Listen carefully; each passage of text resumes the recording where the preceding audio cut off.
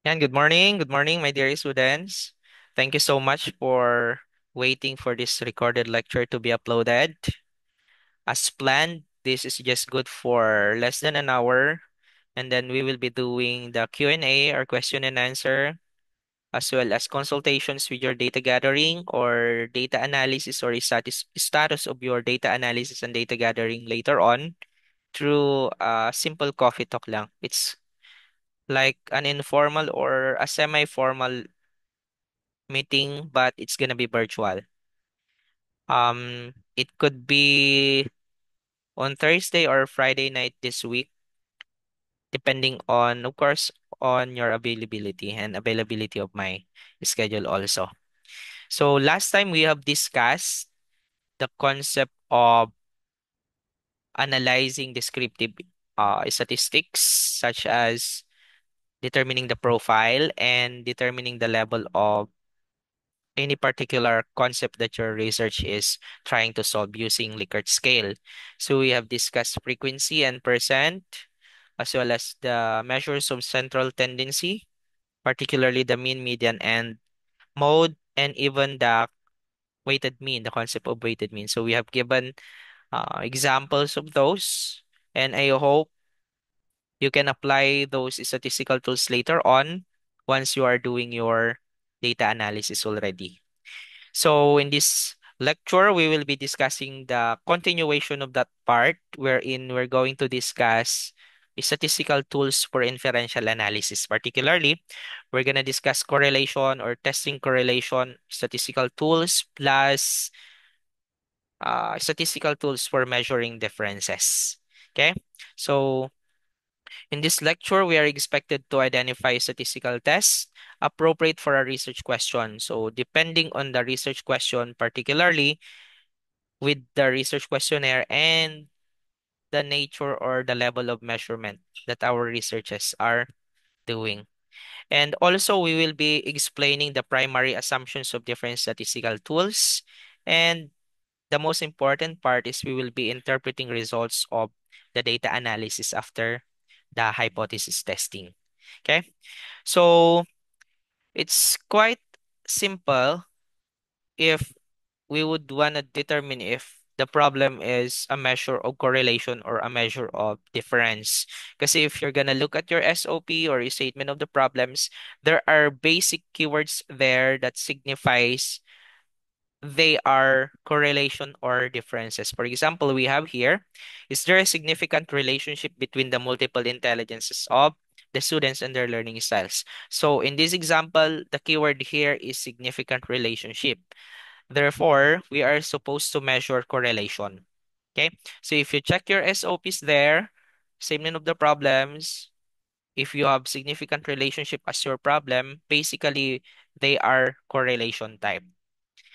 Another example is there a significant relationship between the nature of the experimental activities, your profile variables, and the science process skills of the respondents? So ideally, there are three or experimental activities, profile variables, and the nature or science process skills. So we have three variables here to be measured, but most of the time there are just a pair of variables that you are supposed to measure. So it could be a profile and the level of performance, something like that. So most of the time, we are measuring correlation between two variables only.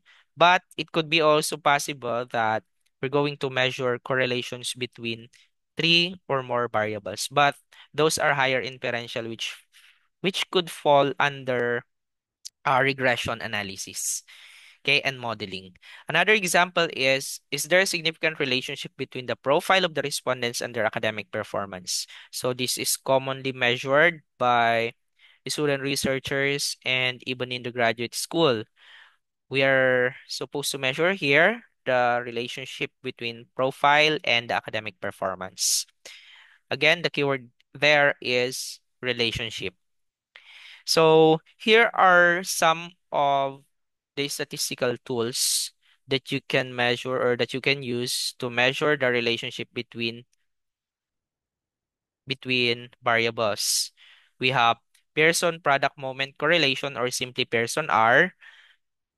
We have Spearman rank order correlation or Spearman row, partial correlation, Kendall's tau, point by serial, and we also have the eta correlation later on, gamma, lambda, P correlation, and the Kramer's B. So there's a lot of statistical tools that we're going to familiarize with, particularly in measuring correlations or relationships between variables.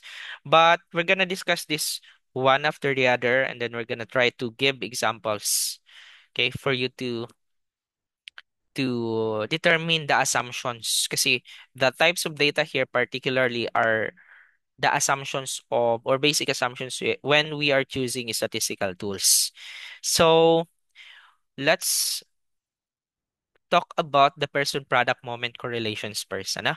So technically the type of data here that we are to measure, considering that these are normally distributed, are interval or ratio. So basically these are at least interval scale.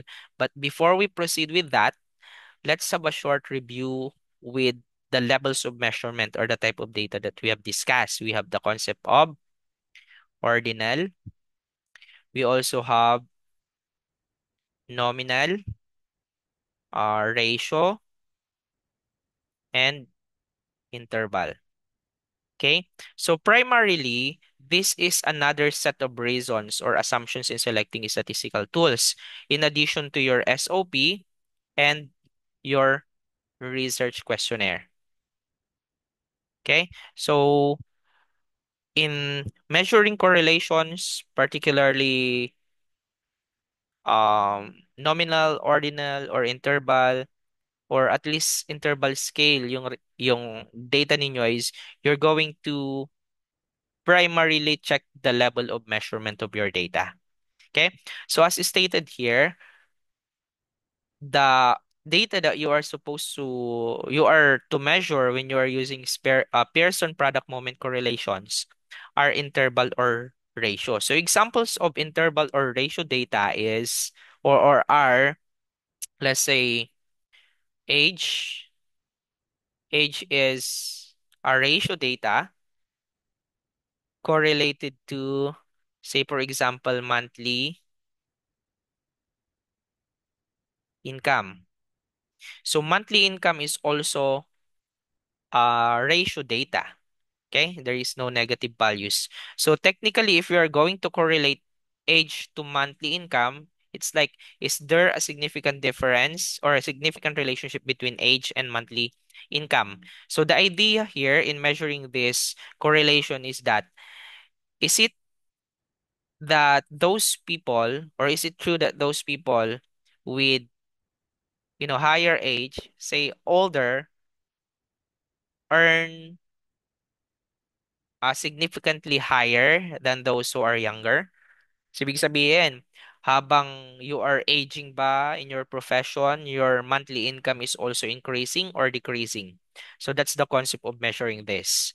Age is a ratio data.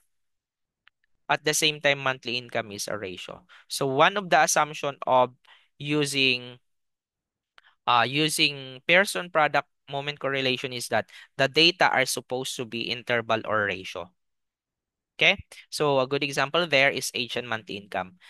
Another example is when we are trying to measure your say for example your grade in research, okay? Grade in research and your overall IQ. Say for example, if or it's kind of the opposite. Let me rephrase that. For example, if you have to measure IQ and your grade in research to later on, does it mean that as your IQ, or if you are a genius or you have a high IQ, does it mean that you're gonna have a high rating also in research too? Something like that. So these examples are both at least interval scale, okay? At least scale data. So research grade is kind of interval, IQ is kind of interval also. So In the assumption, when we are trying to measure the correlation between interval or ratio data, we're going to use Pearson product moment correlation. Okay? So next thing is Spearman rank order. So this is more of non-parametric. Non-parametric data, meaning the data are not normally distributed. And we are to measure ordinal variables and interval or ratio data. So one is ordinal and the other one is interval ratio. It could be that ordinal variables, one variable is an ordinal and the other one is interval or ratio concerning the relationship of those variables. And also it could be that the two data are interval or ratio, however, they are non-parametric. So they are not normally distributed. So in this example or in this statistical tool, let's try to focus on ordinal and interval or ratio data first. Okay. So for example, um, ordinal data is like say for example your rank in exam. Rank, okay? Rank in exam, not your score. We are going to correlate that with, say, for example, um, teaching readiness, okay? For example, we have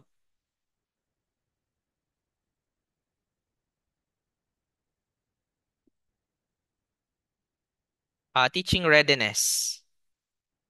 So usually when we are measuring teaching readiness of the students, we are measuring Likert scale and we are processing that as say interval data. So if these are interval, your rank in examination is ordinal. So technically, if you're going to measure the correlation of ordinal and interval data, we're going to use Spearman rho. Okay? So if the data that you are measuring or the correlation of the ordinal and interval data is non-parametric, you are going to use Spearman rank order or simply Spearman rho. Okay? It's Spearman RHO or Spearman rho. Okay? So another example is again, we are measuring ordinal and interval or ratio scale. If we are to measure relationship between highest educational attainment and academic rank. Oh, academic rank is ordinal. No, not academic rank. We have highest educational attainment and let's say savings, okay? Amount of savings. Your highest educational attainment here is an ordinal data, while savings is, okay, may we consider it as a ratio? Sige, there is no negative savings. Yeah, but it's at least scale data. So technically, we're going to use Spearman correlation here. Spearman raw. Kasi these are ordinal and these are at least data or at least scale data or at least interval.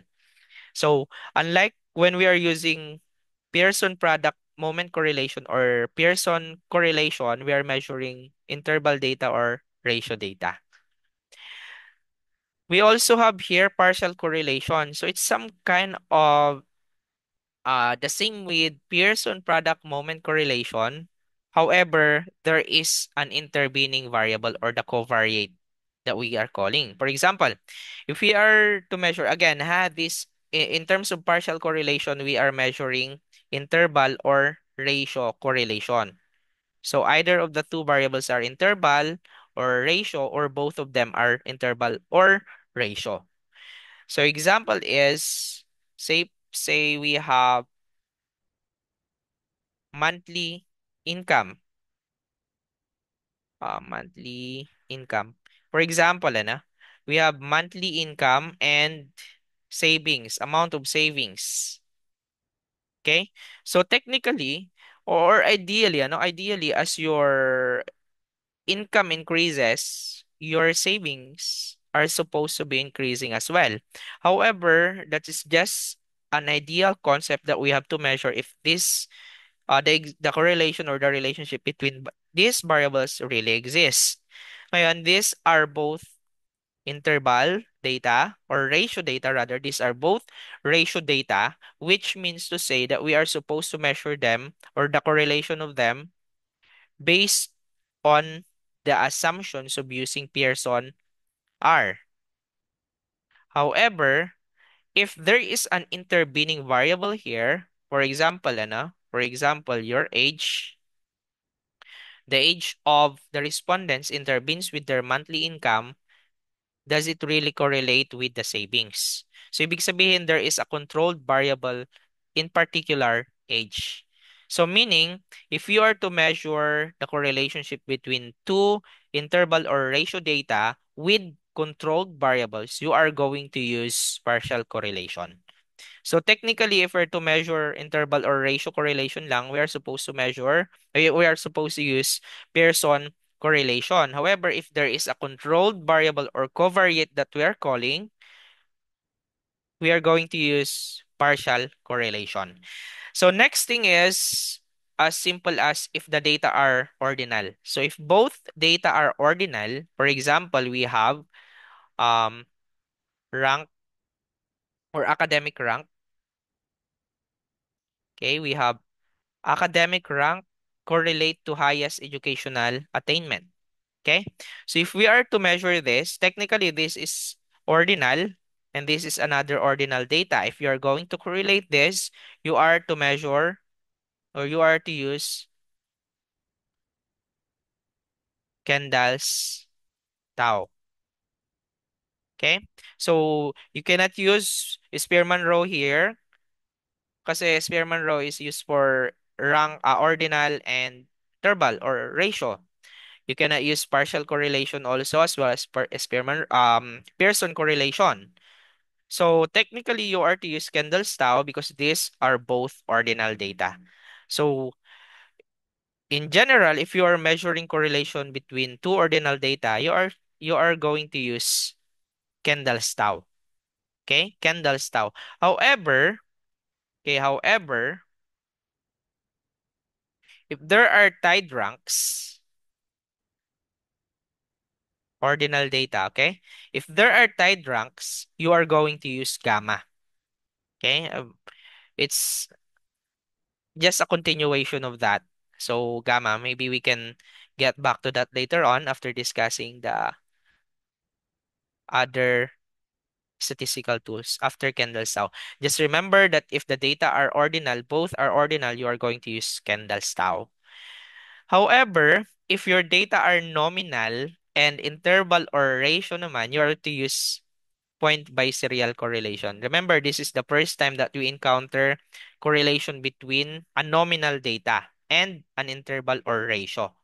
Okay, so we are going to use point by serial correlation, provided that one of the data or one of the variable is dichotomous. So when I say dichotomous, there are just two possible options. For example, nominal data is place of birth. Halimbawa, place of birth, diba? This is just nominal. And the option, for example, I urban and rural. So meaning we have two options only for one variable, meaning we call it as dichotomous. Another example of dichotomous data is sex. Sex is a nominal data and we only have two options there, male or female. So long as you only have two options or two data sets for a particular variable, these are called dichotomous. Dichotomous data. So very simple when we are talking of correlation between one variable to another and the other variable is nominal and dichotomous, we're going to use point by serial correlation. Okay, as simple as that. So let's have a short recap between these statistical tools kasi medyo a lot. We have 1, 2, 3, 4, 5 already. When we are to measure correlation between Interval or ratio data, we are going to use Pearson product moment correlation or as simple as Pearson R. So if you're familiar with the term Pearson R, that is Pearson product moment correlation. And then, and so we have if the data are nominal interval or ratio, where to use Pearson product moment correlation, PPMC, or simply we call it as Pearson R. R is stands for relationship. Okay. And if the data are ordinal, one is ordinal and the other one is interval or ratio, we are going to use Spearman rank order correlation or simply Spearman correlation or Spearman raw. Okay? So when whenever you read this or you encounter this word Spearman raw, this is actually Spearman rank order correlation. Okay, Spearman rank order correlation. The next one is partial correlation. It's just a continuation of Pearson product moment correlation, but there is a covariate or a controlled variable. So meaning there is an intervening variable, but it's controlled. If you are to measure variables which are ordinal naman, both are ordinal, you are to use Kendall's tau. And if you are going to measure relationship between one nominal variable and one interval or one ratio variable, provided that the nominal variable is dichotomous. When you say dichotomous, there are just two possible answer, male or female, urban, rural, yes or no, and so on. Okay, we are going to use point by serial correlation. Okay, so these are two for five statistical tools. In addition to this, we have eta, gamma, lambda, Kramer's and phi coefficient. Okay, so I made mention a while back that um if the data or both data are ordinal, but there are many tied ranks, meaning there are it's some kind of the mode is multimodal. For example, hindi lang isa yung mode niya, meaning there are lot of pairs of data which are tied in terms of their ranks, you're going to use gamma. Okay? You're going to use gamma. So particularly, if you're going to measure ordinal data or correlation between two ordinal data, in general, you're going to use Kendall's tau. However, if there are tied ranks, you use gamma. Okay? Use gamma. But if you're to measure naman nominal variables or nominal and interval data, this is a continuation of point by serial, you're going to use eta. Okay? In terms of measuring nominal and interval or ratio, I told you a while back that we are going to use point by serial correlation if the nominal variable is dichotomous. But if it's not dichotomous, meaning there are three or more possible options, limbawa, religious affiliation, okay? We have religious affiliation. It's a nominal data, right? So it's a nominal data, but there are lots of religious affiliation, not just two. So meaning you cannot use point by serial there. You are to use eta correlation or simply eta. Okay? Next is lambda. If you are to measure naman both variables which are nominal, in general, nominal and nominal, for example, you are to measure religious affiliation and religious affiliation and ano ba? Citizenship, for example. Okay? So religious affiliation and citizenship, you are to correlate this data. These data are both nominal. Okay? These are both nominal. So meaning you are going to use lambda. Okay, another example of both nominal data, if you are to measure this, is say mm, gender, for example. Gender. So gender has a lot of options there. We have male, female, at least siguro prefer not to say. At least four siguro ito. Prefer not to say male, female, or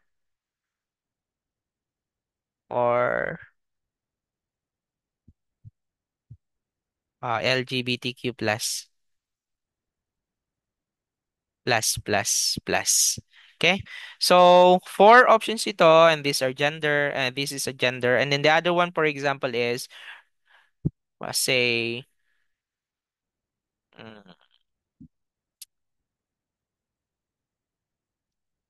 let's say blood type. Okay? Blood type. Although, doesn't make sense if you're to measure gender and blood type. I think so.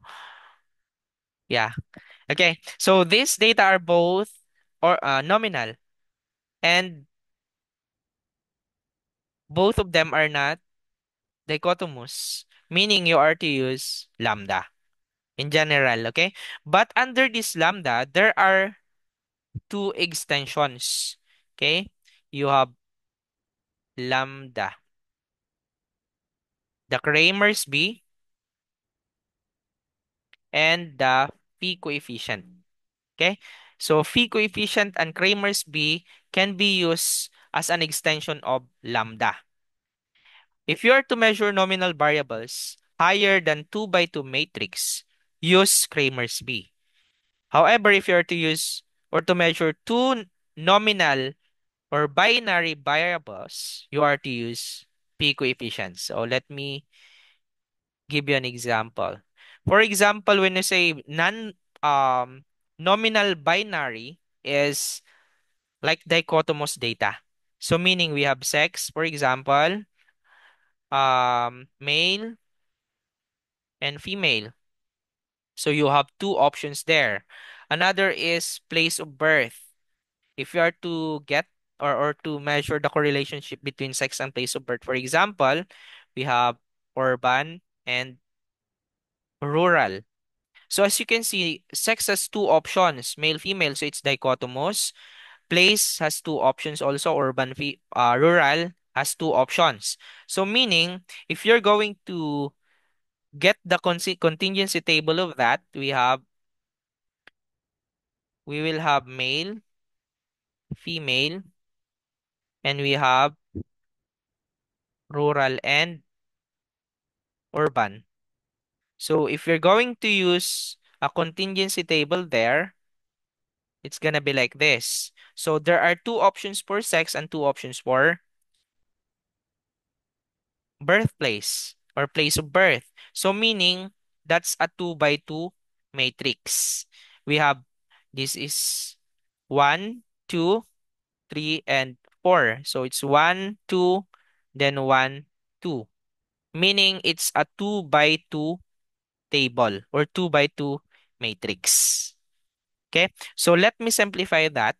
If you're to measure two nominal dichotomous variable, meaning the matrix will be or the contingency table will be 2 by 2, you are to use the coefficient. Okay? But if you are to measure correlation between, for example, gender and religious affiliation. Nabanggit natin ito kanina. Gender and religious affiliation. Gender has, say for example, at least four options. Religious affiliation has at least 10 options, for example. So meaning that is a 4 by 10 matrix. So if this is a 4 by 10 matrix, then, and these are both nominal, then you are to use Kramer's B. Okay? Kramer's B. Um, if you are to measure, for example, um, is type of school, correlation between type of school, we have, for example, type of school is private and public. And then you are to measure, to correlate that with um, location. For example, location, city or barangay. Say for example ito, city or barangay. So meaning location has two options. Type of school has two options also. So if you are going to check the contingency table of that, you're gonna get 2 by 2 matrix. Okay? So if the contingency table, meaning the options of the two variables you are to measure which are nominal, is just 2 by 2, meaning you are to use coefficient, P coefficient. Okay? But if it's higher, like 3 by 4, 2 by 4, 2 by 3, 4 by 4, and so on, you're going to use Kramer's B. Okay? So Kramer's B. So those are the correlation statistical tools that you have to use in measuring correlations between variables in your SOPs. Okay? So again, let's have a short review of this second part of the correlations. Statistical tools. When you say eta, you are measuring correlations between nominal and interval or ratio data, provided that the nominal variable has three or more options. Kasi if it's dichotomous or binary, meaning you are to use point biserial correlation. In terms of gamma, it's just a continuation of Kendall's tau. However, there are too many tide ranks here. So if there are too many tide ranks, you can use gamma. If there are no tide ranks, you use Kendall's tau. If you are to measure correlation between nominal variables, in general, you can use lambda. But if you can check its contingency table, if if the two variables have two options each, meaning you can use phi coefficient because the contingency table is just a 2 by 2. But if the contingency table between the nominal variables is higher than 2 by 2, let's say 2 by 3, 3 by 3, or 4 by 4, and so on, you use Kramer's P. Okay? So as simple as this, I hope you can remember all those statistical tools, but I made mention naman a while back that if I have a lot of time pa, I could do the analysis and then I'll teach you how to interpret na lang. Okay? Hopefully, we can do this for the first or last week ng April and second week ng April. So we can have last week ng April and first week ng May, so we can have the defense ng third or second week ng May. In terms of interpreting results, ano, there is just one hotspot here that you have to check. If the p-value is less than 0.05, then you reject the null hypothesis. Okay? That's the only reason, that's the only situation where you are to reject the null hypothesis. There is no significant relationship. So, ibig sabihin, if the p-value that you can compute later on is less than 0.05, meaning you are to reject that null hypothesis. Okay? So if P is equal to zero point 0.5, you fail to reject the null hypothesis. If it's greater than 0.05, you fail also to reject the null hypothesis. Okay? So just a good point to consider here, if you fail to reject the null hypothesis, it doesn't mean that you accept it. Okay? If you fail to reject the null hypothesis, it doesn't mean that you accept that null hypothesis. Okay? So in general, if we reject something, or if we fail something, if we fail to reject something, it doesn't imply that we are accepting that. We keep it as is. Now we are not accepting it. It's there. We are not accepting it as at all, but we are failing to reject it, to reject its existence. But technically we are not accepting it. We just uh we just respect that this hypothesis exists, but we cannot fail them because we failed to reject them using these statistical tools. Okay? So another is let's have a very short checkpoint here, siguro, okay? So IQ and age and IQ. So this is parametric. Age is ratio. IQ is interval. So it's Pearson correlation. Sex and GPA. Sex is nominal. GPA is interval. Sex, however, is dichotomous. It has two options, meaning you are going to use point by serial correlation dyan. It's not ETA. Kung gender and GPA, ETA yon.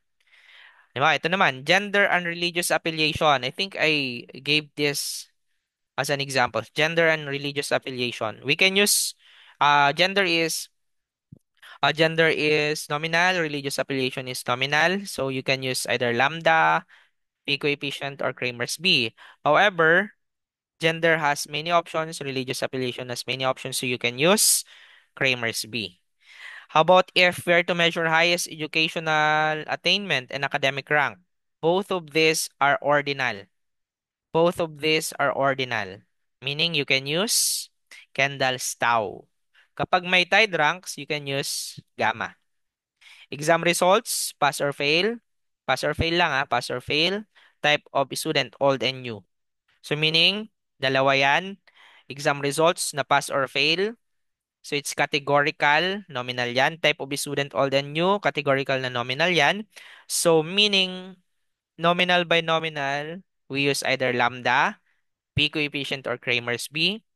But since the options have two, or the variables have two options each, meaning the contingency table will be 2 by 2. So therefore, we're going to use P coefficient. As simple as that. Okay? So that's how we measure, or that's how we identify the assumptions in measuring um, correlations between variables. And for the last part, testing difference. So there is just one keyword here naman that makes it different with test of correlation. The term is difference. Okay, for example, SOP is there a significant difference in the multiple intelligence of the respondents when compared across their profile? So the keyword there is difference. So a little complicated yung mga terms kasi these are highly technical in nature, highly jargon, but you can easily remember them kasi these are very unique. They cannot be um, misidentified with other terms and terminologies. However, a little complicated, as I have said, kasi the names or the tools are very technical in terms of the names and identifications. Okay, so if we are to measure correlations between difference between variables, we have to consider if it's parametric or non-parametric. So when we say parametric, normally distributed, non-parametric, not normally distributed. Okay, so we have primarily independent t-tests, parametric, paired t-tests, one-way ANOVA, repeated measures ANOVA, tsaka Pearson R. Pearson R or Spearman Rho are for correlation. So basically, we're going to deal with four pairs of parametric and non-parametric tools in measuring um, difference between two variables. Okay? So, originally, if we are to measure difference between variables, such as this, halimbawa, we have difference between sex and academic performance. Difference between academic performance difference between sex and academic performance, say for example male and female. The purpose of difference is, or test of difference, is to determine which group among this set of students perform better academic in terms of their academic performance. We have yung male ba performs better than the female, or the female students perform better, something like that. So that's the difference between relationship and difference. But when we say test of relationship ng sex and academic performance, we are measuring if the sex of the respondents affects their academic performance. But in difference, what we measure is we are identifying whose group of students perform better. Okay, the concept of performing better or has better. That's the difference. But in terms of correlation, we are measuring if the other variable affects the other variable. So there's some concept of cause and effect. Okay?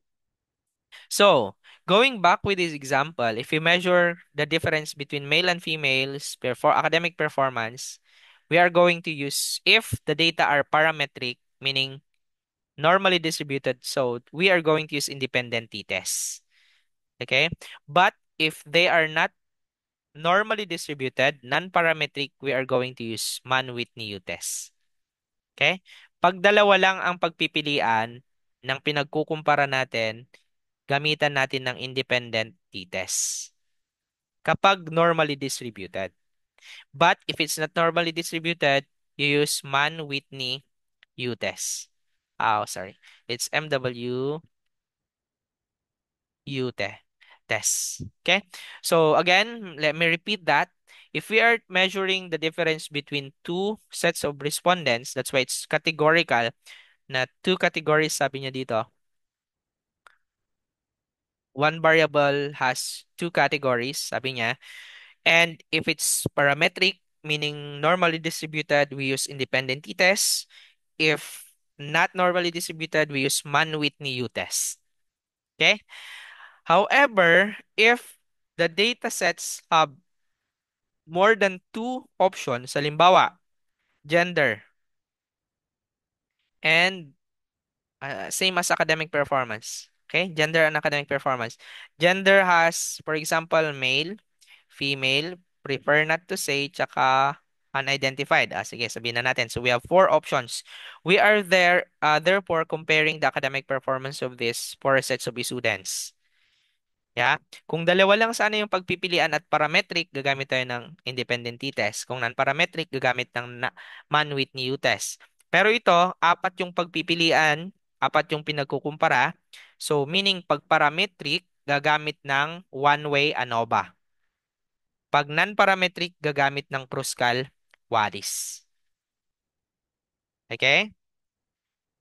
Kapag parametric, gagamit ng one-way ANOVA. Pag non-parametric, gagamit ng Kruskal-Wallis. However, kapag may repeated measures naman na tinatawag, ibig sabihin yan, it's like this. Yung gender at, say for example, IQ. Okay?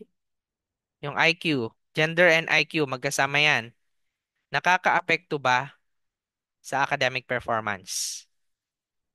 So meaning, kapag two variables ang pinagko-compare natin, tingin sabi niya, more than two categories within subjects, one variable. So ibig sabihin, it could be that there are two or more variables that are testing its difference across a particular dependent variable. You are to use pag parametric, repeated measures ANOVA. Pag non-parametric, Friedman test. Okay? Friedman test kapag non-parametric, repeated measures ANOVA kapag parametric. Kapag merong intervening variable. Okay. Pag naman, ang kinukumpara natin ay, for example, this is the basic example niyan, ay may pre-test. So yung may mga pre-test dyan, compared to post-test, ideally kasi, you have to identify the score of student 1, pre-test and post-test. So technically, you have to identify the score of each student during the pre-test and the post-test kasi you're going to compare that later on. Okay? So, the same if you are to measure the pre-test and post-test of student 2. So, meaning, these are supposed to be paired. Therefore, if these data are parametric, you are to use paired t-test. Pag non-parametric, you use Wilcoxon signed rank test. Okay? So, as simple as this. A little complicated, as I have said, but these statistical tools are very unique in nature kasi they are not overlapping. These statistical tools have individual or individually isolated assumptions. You can never mistake one from the other. Kasi, again, let's have a short recap of this four sets or four pairs of non-parametric and parametric tests for testing differences. Okay? So if there are just two options for one variable, meaning you are just comparing two groups of variables. If they are parametric, you use independent t-test. If they are non-para, you use Mann-Whitney U-test. Okay? If you are comparing more than two categories, such as, for example, gender or religious affiliation across the dependent variable, for example, the academic performance, if they are parametric, you use one-way ANOVA. If non-parametric, you use Kruskal-Wallis H-test. Okay. If there is a repeated measure that you are measuring, meaning there is an intervening or controlled variable, you use repeated measures ANOVA if they are parametric, Friedman test if they are non-parametric. If you are measuring pair respondents or pair respondents such as scores in pre-test and post-test, scores in diagnostic and summative tests, you have to use paired t-tests if they are parametric and Wilcoxon signed rank tests if they are non-parametric. Okay? So as simple as correlation, however, they are highly technical in terms of their names, so it's a little challenge for you to remember them, guys.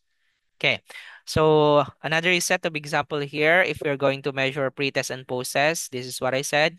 If they're parametric, you use pair t-test. If they're non-parametric, you use Wilcoxon sign rank test. Tama? Let me check. Yeah, Wilcoxon sign rank test. Okay. For example, if you are to measure difference between sex and academic performance, ito yun, parametric meaning you use dalawa lang yung sex, you use independent t-test. Pag non-parametric, Mann-Whitney U-test. However, if you want to measure differences in scores in English proficiency tests of respondents considering their highest educational attainment, meaning highest educational attainment have a lot of options, not just two. So you use parametric, you use analysis of variance or ANOVA. Pag non-parametric, you use Kruskal-Wallis H-test. And finally, age group and perceived learning performance. So age group, it could be that there are lots of age group here. Um, Millennial, Alpha Gen, um, Gen Z, ano pa? A lot. So there's a lot of age group compared to perceived learning performance, so meaning it's analysis of variance. Okay? Kapag meron lang controlled variable or intervening variable, that's the time na you are going to use repeated measures ANOVA. Again, as I have said, I will not leave you do this alone. The analysis for inferential data, but maybe I'm gonna demand you to do the data gathering or to finish the data gathering as early as possible. Kasi my schedule is a bit or a little too full that I could possibly not entertain data analysis later on. So you have to finish your data gathering as early as possible so that if I have time, I could help you already. Okay? So in terms of interpreting results, the same lang naman, you have to check the p-value. If the p-value is less than 0.05, that's the time that there is a significant difference. The same with significant relationships. Okay? So I think that's all for this recorded lecture. We were able to determine the statistical test appropriate for each research questions. We were able to explain the primary assumptions of different statistical tools, and we gave some interpretation or basic tips in interpreting results of data analysis. Okay, so as I have said, I will be helping you in doing the data analysis later on, but you have to help yourself in finishing the data gathering as early as possible. And I also plan to to do a simple 1 or 2 hours workshop in doing the or performing the data analysis of um descriptive data. For example, your profiling and your Likert scales. So those are descriptive, which could be done by you guys. So I'll be allotting 2 hours siguro or one for the workshop. So one of these days, I'll be asking you to bring your laptop siguro per group once you're done with your data analysis. I mean data gathering. So we could do the data analysis na right away. Kasi we cannot do your chapter 4 and 5 unless we're done with your data gathering and data analysis. Okay? So thank you so much, guys. Again, thank you so much for waiting for this recorded lecture to be uploaded. And thank you so much for watching this recorded lecture. And this is all for you naman. I cannot see you on Friday kasi we have event sa unit ng extension, but I'll be around, of course. If you can see me roaming around, you can talk to me, you can have consultations, but I will not be seeing you in our class in research. Okay? I'll be in the library in the morning ng Friday. We have event there. I'll be in the Gen Ed or probably accreditation room in the afternoon in preparation with the internal audit and accreditation next week. Okay? So thank you so much, guys. I'll be seeing you on our coffee talk, maybe weekend or Friday night na lang. I'll be telling you na lang. I'll be informing you about the schedule. It's 1 hour kamustahan. So coffee talk is kamustahan. Okay? For questions and clarifications, just list them down and we're gonna talk about it during our coffee talk or the kumustahan session. Okay? Thank you so much again, guys. See you around. Bye-bye. Bye-bye.